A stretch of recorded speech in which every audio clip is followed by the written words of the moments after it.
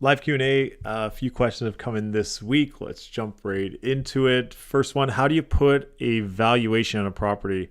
Yeah, so everyone's system is different. For me, every time I go to look at properties with buyers, I definitely want to make sure that I have all the comps pulled and readily available. So let's say we're going to look at, 123, I don't know, Toronto Street or something.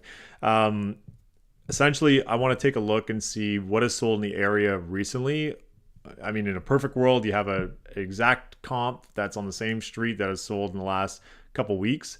But the way things are looking these days, typically you might have to look back a few months or even like a year ago, where prices have come back to and try to get an idea of where things are at from a price perspective. And then you're essentially going to take that property or a few properties, ideally, and go through some pluses and minuses. So let's say one property is, a 25 by 100-foot lot, and the other one is a 28 by 100-foot lot. So you're going to want to put some valuation onto the lot size. You're also going to want to put a valuation onto the amount of bedrooms, bathrooms, the renovations. So if you can get in, take a look at the photos. What is the backyard built out? Is it not built out? What are different elements in the home? So you have to take some plus and minuses. And essentially every time we go in these properties with buyers, and especially as we go into offer dates, I want to make sure that I've done my research on my end. So when the client asks me, what do I think this property is worth? I can give them a fair estimate of a market value of today's current price point. And maybe I have to go back 6 months to find the last direct comp. And then I can compare that with, the percentage of how much the market has gone up or down since that last comp, and then make an evaluation based on that, or evaluation, sorry, based on that. So at least I can give my clients a bit of a range of what this property should be worth right now in today's market. And the goal of that is to, be informed. So that way, if a property is priced at, I don't know, let's say, for example, $1 million, is it actually worth $1 million, or is it actually worth 1.1, or is it actually worth 900? And if it's collecting offers at $1 million, is it actually worth 1.4, or is it actually worth closer to 1.2 or 1.1? And these are things that I want to have the information for going in from the get-go. So every time we go look at a property with buyers, I'm doing this for every single property to make sure I can best guide them in their decision to purchase that property and make sure that it falls within their budget also too of what they're looking for. Next question. When will the market bottom out? Yeah, when will the market bottom out? That's such a loaded question. I don't know. I do think that we've seen prices stabilize in the last probably 6 or 7 months or so, basically since July, August. I think things that have definitely picked up from an activity perspective, and I know I've talked about a lot on how a lot of more places are getting multiple offers, especially in the Burlington, Oakville, Mississauga area. We're seeing 10, 15, 20. I saw 29 offers last night.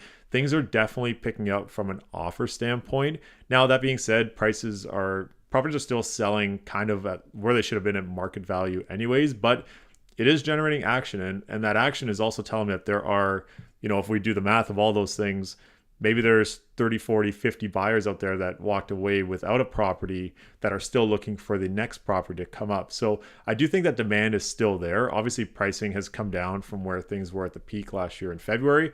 When it comes to when the market's going to bottom out and, do I think it's going to drop another 20, 30%? Honestly, my honest opinion, I don't think so, unless something drastic happens and we get an absolute massive flood of properties on the market. And, the amount of properties outweigh the amount of buyers that are out there looking. But so far, what I've seen is that prices have stabilized and actually sitting in properties are selling for, 97, 98, 99% of what they're being listed at. So anything that's listed at today's market value where it should be, if it's a good property in a great location, it's still selling and selling relatively quick. So that's just something to note. Condos in the downtown core have definitely been on the market longer and sitting longer. We're at give or take 3.5 to 4 months of inventory right now. So we're seeing condos sit a lot longer. We're also seeing a lot more inventory for condos, and not all the layouts are super great. So we're seeing buyers be a lot more picky when it comes to layouts, as they should. I mean, if there's selection out there, you definitely want to be picky and try to get the best property you can within your budget. That's super important. Do I think it's going to keep dropping?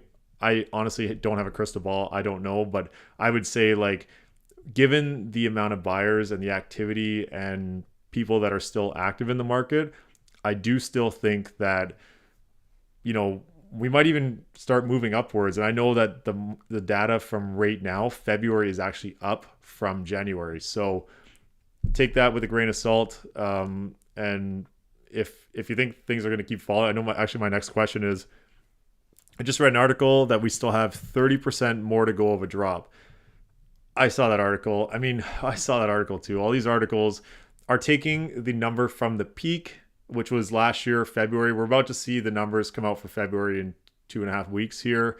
And I'm sure year over year, it's not going to look pretty. And you might hit that 20% maybe. But if prices have gone up from January to February, probably looking a little closer to like 10% drop from last year, which is not exactly the 30%. We hit that mark in some areas, like 20 to 24% in Burlington. We hit that back a couple months ago, and I think now we've just kind of stabilized in that zone. And if things keep trending with buyers out there, it might start picking things up a little bit. Again, I don't know if we've hit the bottom or if there's a lot more room for things to drop, but I do know that activity is still out there. The other thing I'll say, and a client said this to me, and I'll never forget it. Actually, they're super awesome clients who are very active in the market. They always have been. And they said the market doesn't care what anybody thinks. The market's going to do what the market is going to do. And no one can predict what the market's going to do other than buyers who are willing to buy and sell property, basically. And I tend to agree with that. I mean, buyers typically dictate what price they're going to do. If buyers are out there purchasing properties and bidding up properties, obviously the prices will go up. If buyers aren't out there buying properties, it's going to pull prices back down. But if we're seeing multiple offers on properties, that tells me that buyers are out there. It just depends what they're willing to pay and the amount of money that they're willing to pay for a given property. And then we're also going to see that listings are up and there's a lot of listings sitting on the market. I'll be honest, there's a lot of not so great listings on the market right now. And I've seen a good amount of them with my buyer clients, but that plays a factor too. And I think that there's properties that maybe haven't had a renovation in 20, 30, 40 years, and they're coming up the market now and they're kind of sitting there as well. So just something to think about. That's your live Q&A. And go ahead, if you can like this video, subscribe to this video or to the channel, that'd be awesome. If you're listening on Apple Podcasts or Spotify, if you can hit that like and subscribe or leave a review, that'd be incredible too. So thanks for watching, and we'll see you next week.